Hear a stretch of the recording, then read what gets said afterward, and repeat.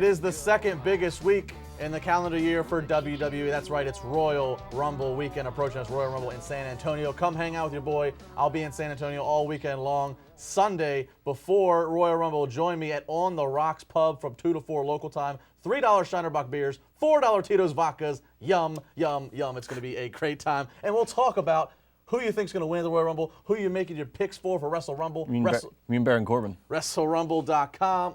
Hey, it could be anybody. It's a dark horse. WrestleRumble.com. They're giving out prizes of the top 10. The first two, first place and second place, you get tickets to WrestleMania and cold hard cash. You can't beat that. You cannot beat that. WrestleRumble.com. All right, Juice, let's get into some rapid fire of the undercard. Let's start even with the pre-show. The 2-hour-long pre-show. The 2-hour pre-show.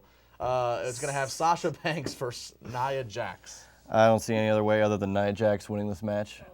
She's got to keep her stock going high. I don't think she's lost yet, has she? As Nia Jax? I don't know if she's been pinned. No, well, then she's just going to go over here. Either that or it'll be some weird smosh DQ finish.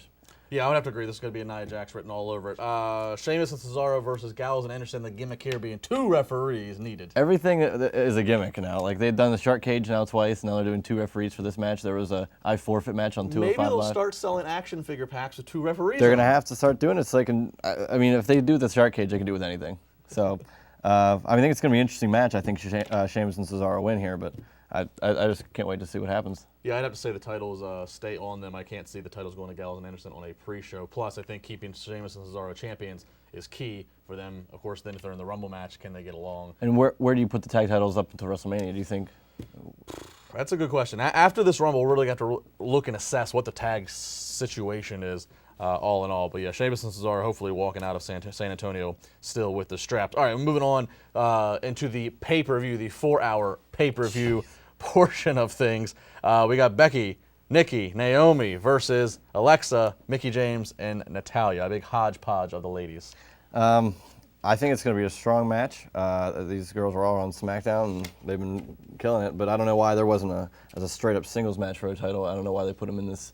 Who cares? We got Mickie James. That's true. I'm excited that Mickie James is back. Oh, Mickie, you're so fine. I don't know. I can't even put in 140 words, but I can. 140 words. 140 characters. There's a lot. I couldn't put in 140 characters on Twitter, but I can cut a rug to my happiness to her theme song that she's I feel like no one, like the pop wasn't as big for her on SmackDown because she was in the cage when she revealed. Yeah, but I still think it's a pretty big deal that she's finally out there, and I'm excited to see how it goes and see how she is in the ring. I don't remember the last time I saw her work, other than the takeover. I agree. I would rather a singles match. I don't really know if I need to see a 6-man tag match on a night that we're already going to have a 30-person Rumble match. But be as it may, I'm going to go with the heels here. Oh, definitely. I would definitely go with the heels here just to see where it goes from there. Cruiserweight cruiserweight match here. Rich Swann going up against the very entertaining heel Neville. I think Neville's got a lot going for him. I'm going to have to pick Neville in this match to take the belt. Where that goes from there, other than a rematch with Swann somewhere else, I don't know. But I see the logic. I'm going to say that Rich Swann holds on to it, though. Okay. I think that with the case of the cruiserweights here, I think this is something you can draw this out a little bit more. I don't know what the cruiserweight plan would be for WrestleMania. That's a whole good segment. I hope that's a multi-man ladder match, if anything. But I would think that you can let Swann hold. And Neville's doing great things, but I think Swann holds it for just a little bit longer until they decide to change that off. And then also, title on the line, Charlotte was 15 pay-per-views in a row. Yep. Undefeated. Up against Bayley. I'm going to have to keep with the trend of her being undefeated on pay-per-view or in a row rather than take Charlotte.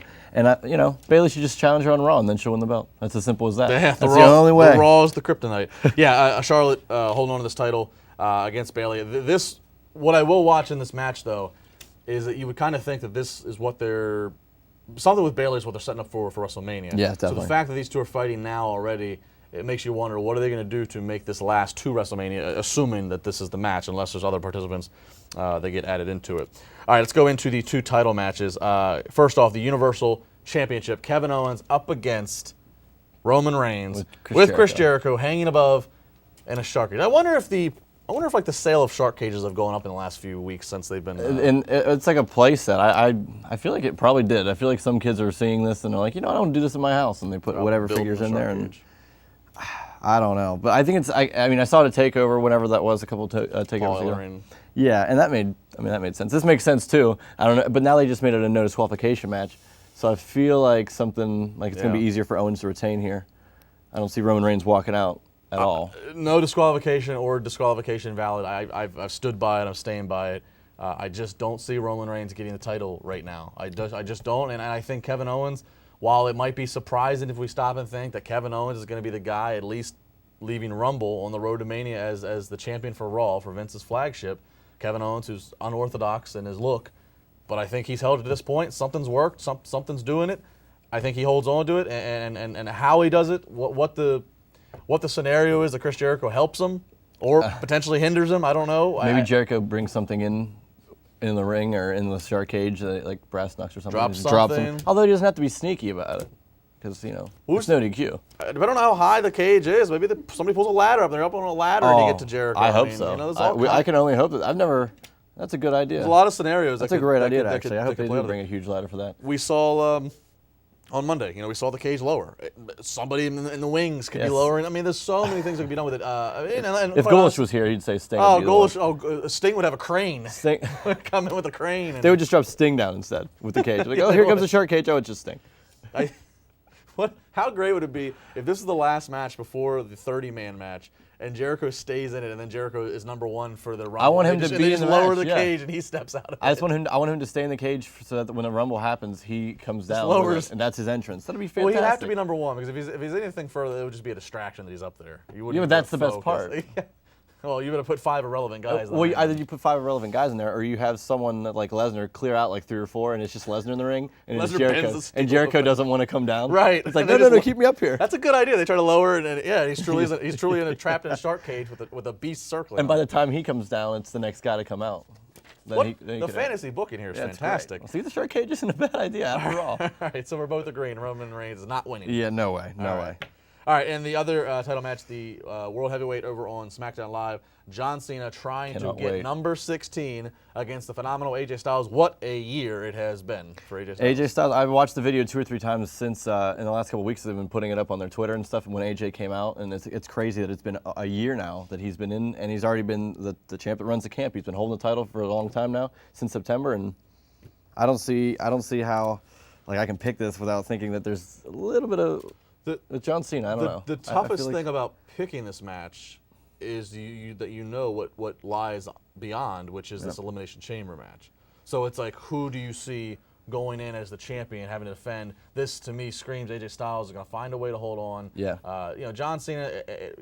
Obviously, let's be real. John Cena has no problem losing to guys. He's lost to guys. He's lost to AJ Styles I already, could see Cena losing to Styles again. And more credibility to Styles. He holds onto the title. Then he has to walk in and defend it against 5 other guys. What happens from that point on in terms of the build to Mania? Again, we'll talk about it at length as we go on through the next few weeks. But I'm going to say it: AJ Styles, champion, leaving champion. I think both titles stay where they are. I would agree with that. And again, the Elimination Chamber is the only wild card in this whole thing that makes you get that little bit of an edge for AJ Styles to maintain it. I still think Cena will tie and probably break Flair's record, but eventually, whenever that will be, I have no idea. Eventually, yes, but I don't feel like it's going to be here and now. No. All right, here and now is Juice, and now we're going to toss it down to Florida, where our colleague Josh Eisenberg is down there. Josh, what do you have for the Royal Rumble undercard match predictions? Well, first off, I'll agree with you, Justin. I do think the Universal Championship match is going to be won by Kevin Owens. I know there's so much hype around Roman Reigns becoming champion and leading into WrestleMania. I just don't see the value in a Universal Championship match for Roman Reigns, because if you have Roman Reigns at WrestleMania as champion, he's going to be booed out of Orlando like he was last year in Dallas, especially if he's facing a guy like Braun Strowman. Braun Strowman might be hated, but people actually appreciate and respect him a lot more than they do of Roman Reigns. So I think when you look at the matchup of that being a Universal Championship matchup, people aren't going to want to see that for that main championship.